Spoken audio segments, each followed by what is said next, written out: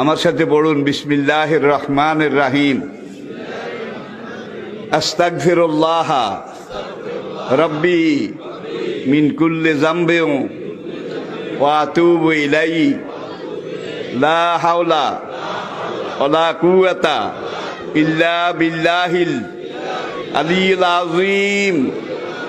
তাওবা ইয়া আল্লাহ, তাওবা ইয়া আল্লাহ, তাওবা ইয়া আল্লাহ, তাওবা ইয়া রাব্বি, লা ইলাহা ইল্লাল্লাহু মুহাম্মাদুর রাসূলুল্লাহ।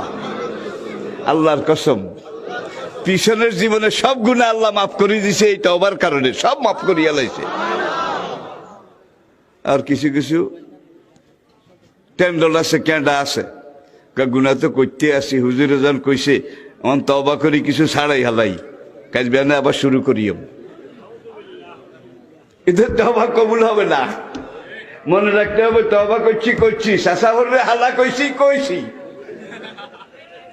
তওবা করেছি করেছি, জীবনে আর গুনাহ।